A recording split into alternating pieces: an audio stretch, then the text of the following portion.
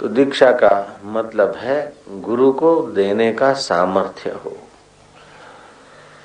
ज्ञान पुण्य उत्साह साधन की अनुभूतियों की किरण देने का सामर्थ्य हो, क्षा माना पचाने की श्रद्धा तत्परता हो। शिष्य की श्रद्धा और गुरु की करुणा के मेल को दीक्षा बोलते। वो दीक्षा 3 प्रकार की,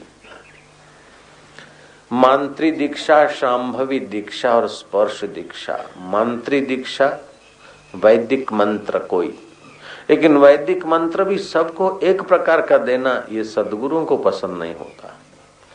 इन गुरुओं में भी 2 प्रकार होते हैं। एक वे गुरु होते हैं जिनको गादी मिल जाती है और परंपरा चलाने की जिम्मेदारी आती है। अच्छे हैं, धन्यवाद, खूब बढ़िया।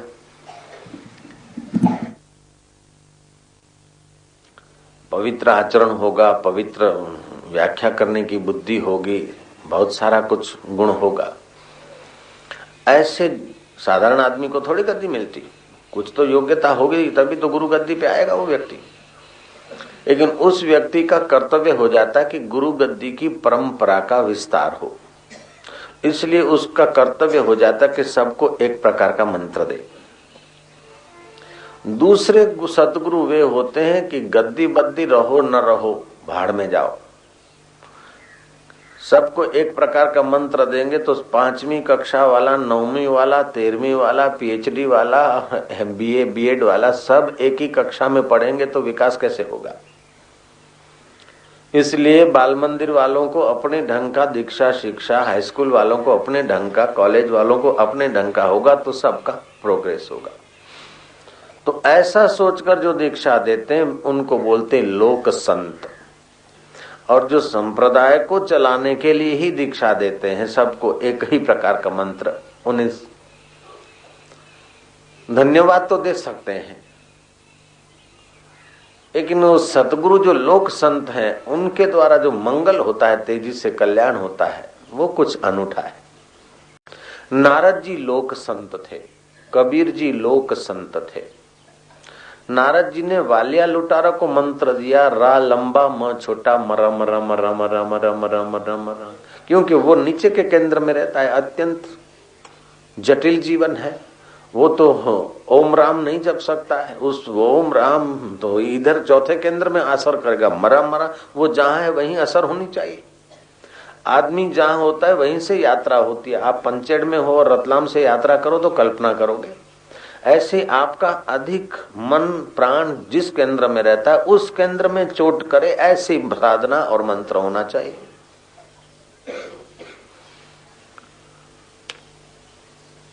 तो नारद जी ने बाल्या को मरा मरा मंत्र दिया, किंतु ध्रुव को नारद जी ने मरा मरा मंत्र नहीं दिया। ओम नमो भगवते वासुदेवाय, ध्रुव की अपनी योग्यता थी। लेकिन राजाओं को न मरा मंत्र दिया, न ओम नमो भगवते वासुदेवाय। नमः तस्यै या देवी सर्वभूतेषु शक्ति रूपेण संस्थितः, नमः तस्यै, क्योंकि राजा है, रजोगुण प्रधान है, सामर्थ्य है, सत्ता है।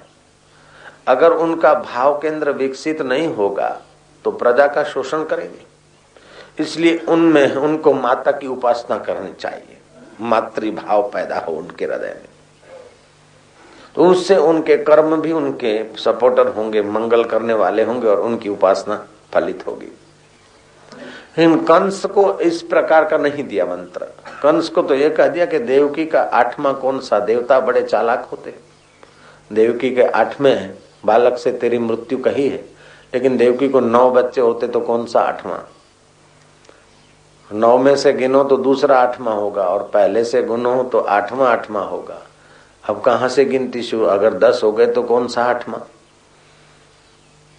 इसलिए तू तो दे धमाधम कर, ताकि पाप का घड़ा जो पौना हो रहा है जल्दी भर जाए तो उसका पार आ जाए। पापी को तो जल्दी फैसला हो जाना चाहिए।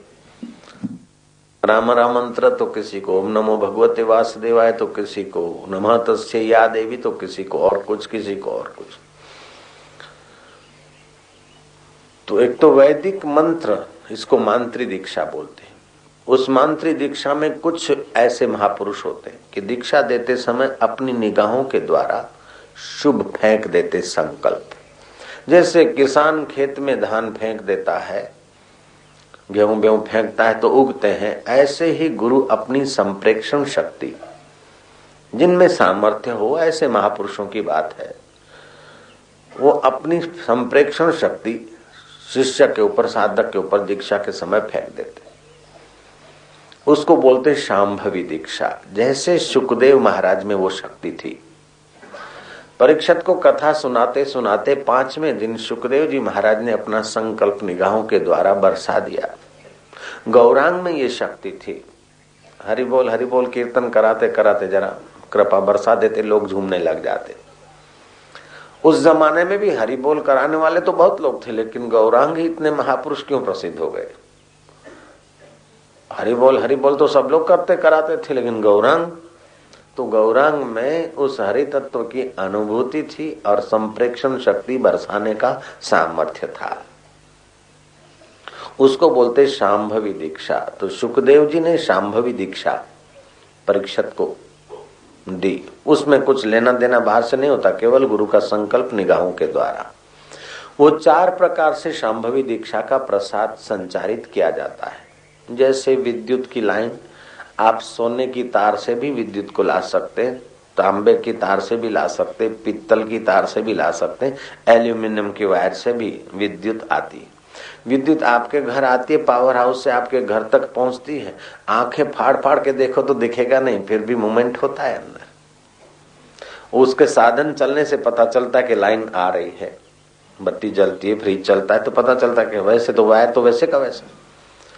हालांकि वो स्थूल चीज है, फिर भी आंखों से नहीं दिखती। तो गुरु की जो संप्रेक्षण शक्ति है, शांभवी दीक्षा है, वो इन आंखों से नहीं दिखती। साधक के हृदय में जब मूवमेंट होता है तब लगता है कि कुछ, साधक के अंगों में कुछ मूवमेंट होता है, हृदय में भावों में कुछ होता है, तब लगता है कुछ।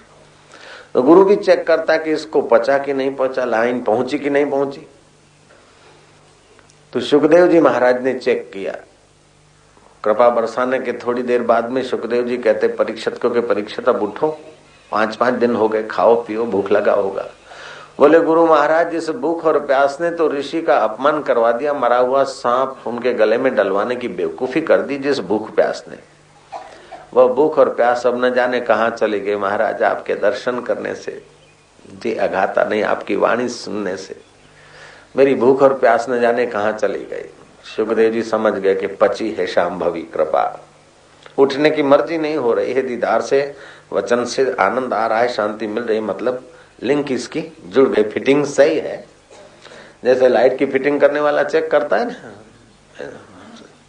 फिर 7वें दिन सुखदेव जी महाराज ने परीक्षित को शांभवी दीक्षा तो 5वें दिन दी, 7वें दिन स्पर्श दीक्षा दी।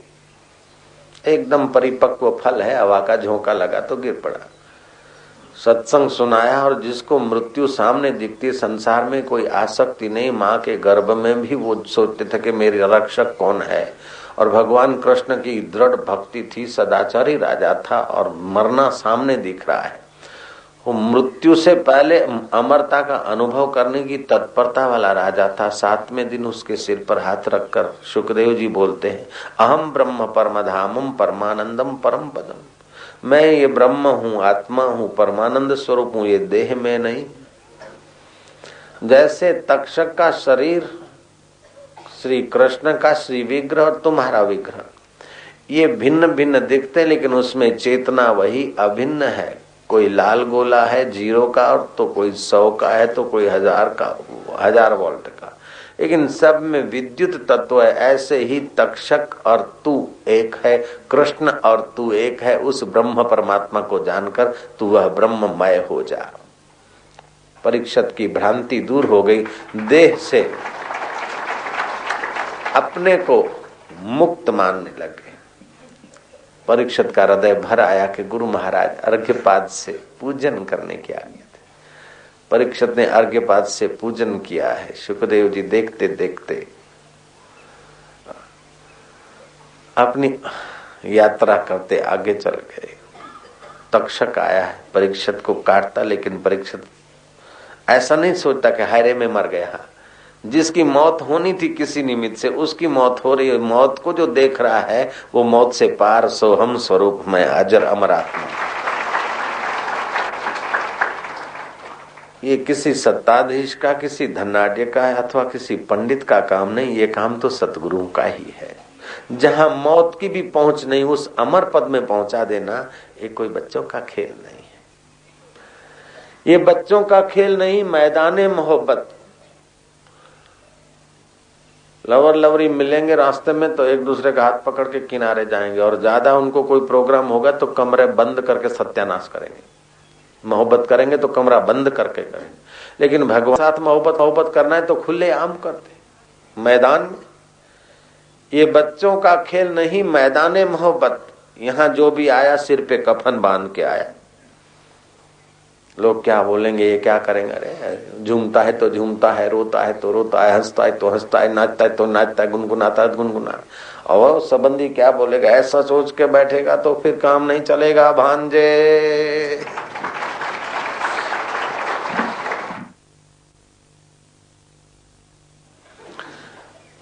तो जैसे चतुर माँ होती है, बच्चे को स्तनपान कराती, कुछ घूंट ज्यादा पी लिया है, कहीं बद हाजमा ना हो, तो चतुर माँ बच्चे को उठाकर जंप कराती, हाय ऐसे, ताकि हजम हो। ऐसे गुरु कभी कुछ तात्विक बात कहेंगे, फिर कहीं बच्चे को अजीर्ण न हो जाए तो विनोद का चुटका भांजे मांजे लाकर भी उसको हजम करवाने की भी जिम्मेदारी रहती है। पद पद पे जिम्मेदारी हो, और ऐसा जिम्मेदारी का पद संभालना। विवेकानंद बोलते थे, भगवान के रास्ते भगत होना ये तो आसान है, और भगत में से भी जिज्ञासु होना ये भी आसान है। जिज्ञासु होकर साक्षात्कार कर लेना ये भी ठीक है। साक्षात्कार करके एकांत में जीवन मुक्त होकर, महापुरुष होकर, ब्रह्ममय होकर रहना ये भी आसान है।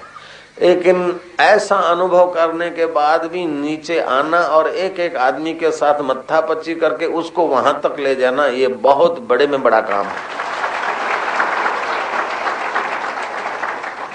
इसमें कई खतरे हैं। अपना ब्रह्मानंद छूट जाए, अपनी लोक वासना जग जाए, अपना वाहवाही का चस्का लग जाए, कच्ची पक्की साधना है तो फिर अपने को उसी अरट में घूमने का दुर्भाग्य आ जाए।